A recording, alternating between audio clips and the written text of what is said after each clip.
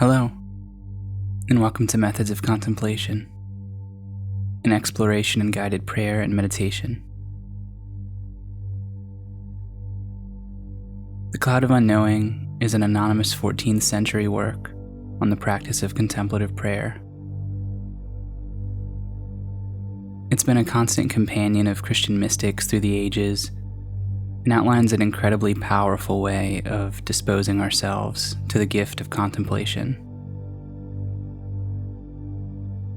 In modern circles, it might be recognized as a source of inspiration for the contemporary method of centering prayer, popularized by Fathers Thomas Keating, Basil Pennington, and William Bonaventure. But the practice of centering prayer is a bit different than the method from which it takes its inspiration. Whereas centering prayer is primarily a receptive method based on the act of surrender or letting go, the cloud is an affective method based on the posture of devotion or love toward the divine.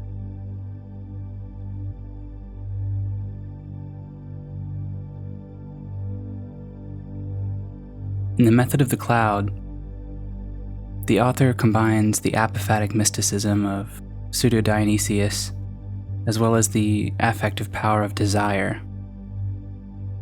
And what results is the ease of practice in stripping us of attachments as we are transformed into the love with which we seek for love itself.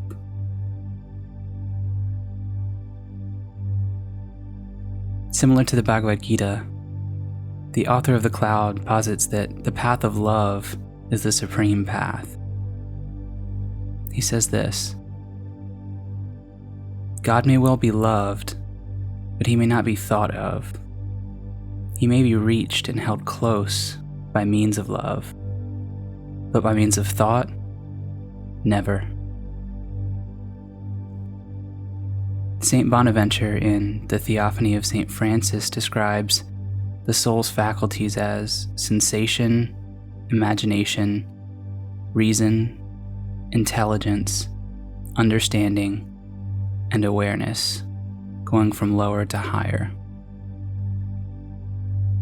It's for this reason that the apophatic way of contemplative prayer endeavors to put all these faculties to rest, so that we can rise above them to behold the pure being of God with the naked desire of a purified heart.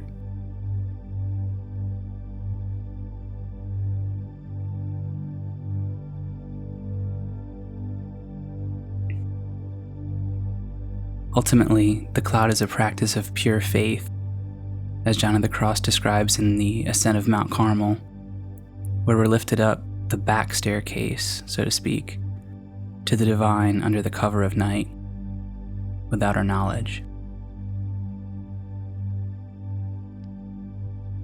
There are primarily three parts to the cloud, and the first deals with the relinquishing of all our thoughts, feelings, emotions, perceptions, memories, and desires when it comes to creation or the world of form. This is called the cloud of forgetting, and it's meant to stop our awareness and attention from going out into the world of form, or the world of creatures, as the cloud calls it. The author tells us that in the depths of this prayer, we're to forget even the awareness of our own being, giving fully over the transitory and unreal nature of our finite and separate self, or what the Buddhist tradition calls anatta, or no self.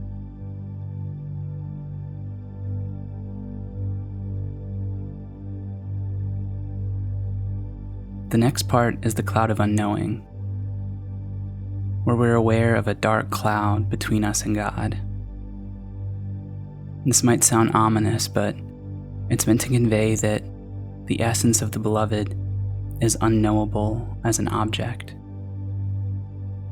Any qualities that we might ascribe to God are ways that our mental faculties like reason and understanding can latch onto and create concepts out of. making an object of God to conquer with wisdom.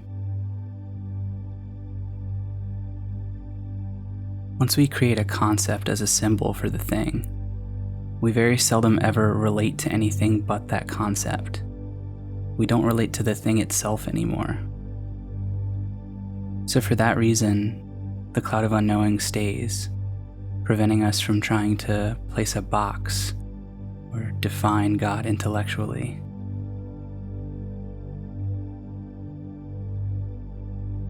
The third and final part is when we take our pure desire for God alone and direct it like an arrow straight into the heart of that dark cloud.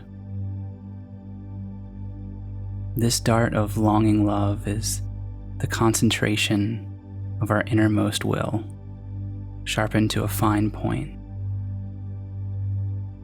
It's here where we fully dispose ourselves to the gift of contemplation. In a way, our will is the last thing that we surrender.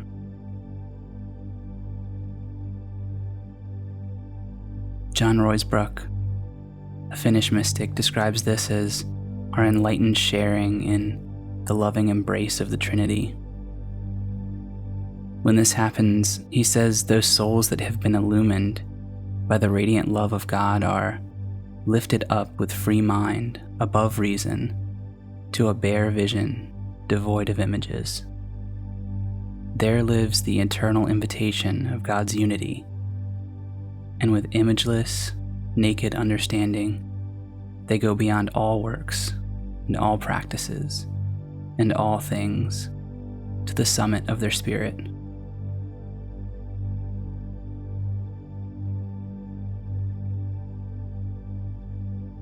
The method goes like this. Settle into your contemplative prayer position, whether that's sitting on the edge of a chair or on the floor with your legs crossed. Bring your attention to your breath, watching it naturally flow in and out a few times, not trying to force or slow it down.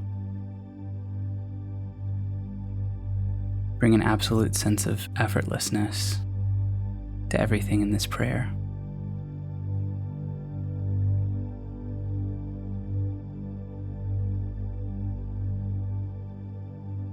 As you center on the breath, allow the tension in the body to relax, bringing a sense of spaciousness to the mind.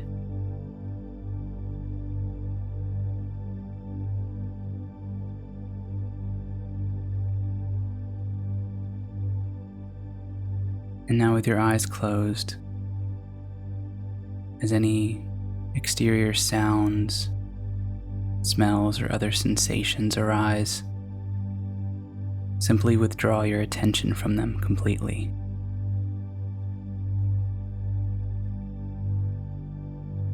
Our attention is the energy that focuses our awareness and sends it out to the world of things.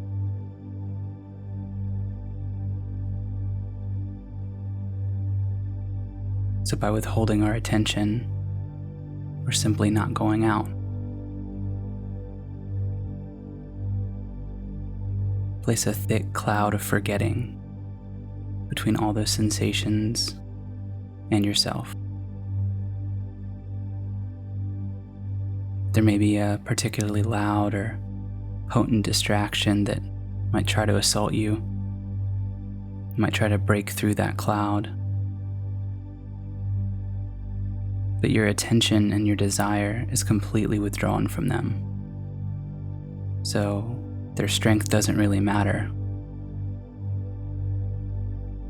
Place again that cloud of forgetting between you and everything both beneath and outside of you.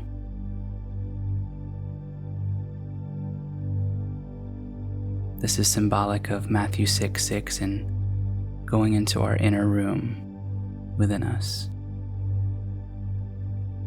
where the kingdom of God is located.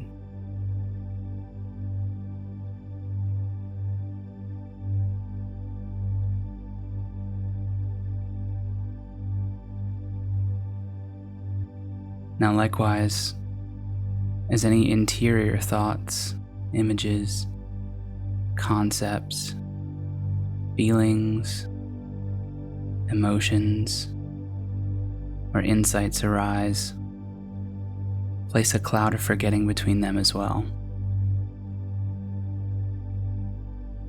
Whether it's a memory of something interesting someone said earlier, a task you need to check off, leftover emotions from an argument with a spouse, or a genuine spiritual breakthrough. No matter how negatively charged or alluring and divine the image may seem, it's not what you're here for. So simply let it go.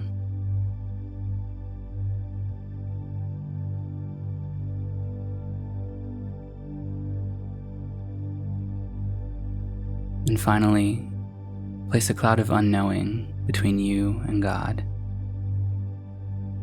Because God cannot be grasped by the mind.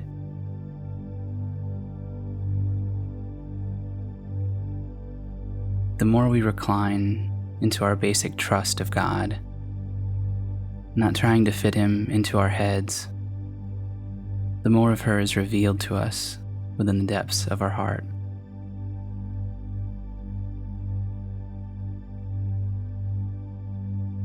So direct a completely stripped and naked desire toward the beloved.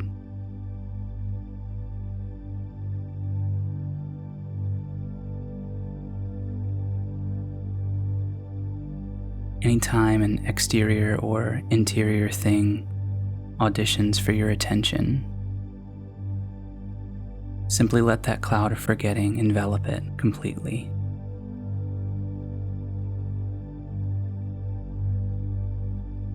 And anytime you feel your rational mind trying to dissect or understand God, or what you're experiencing in this prayer, let the cloud of unknowing press it back.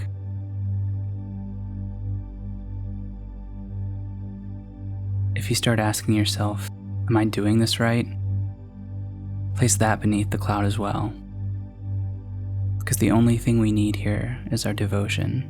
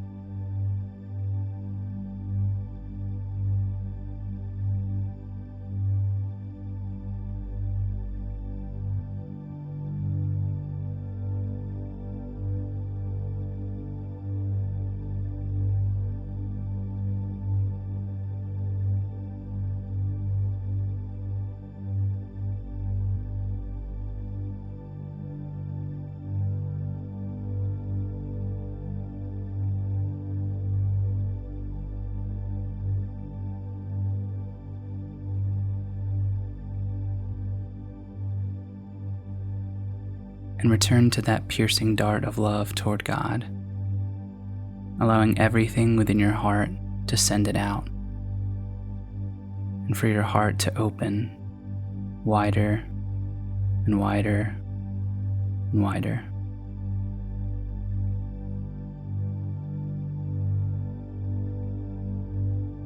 Think of it like a stream of love that you're directing toward that cloud. You'll never run out of it. The more love you direct towards the beloved, the more you have.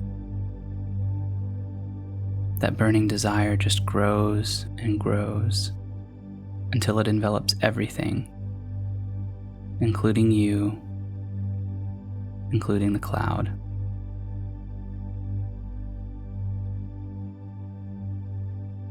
Realize that overwhelming love within you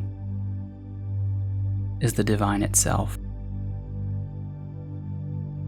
The love that burns away all that you thought you were is placed there by grace to draw you back to the divine, where your true identity is hidden.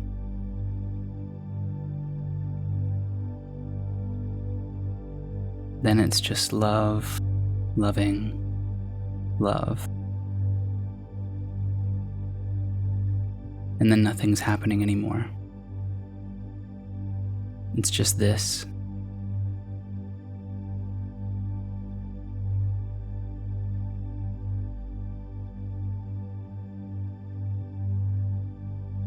Slowly bring your attention back into the room and move your body around a little bit.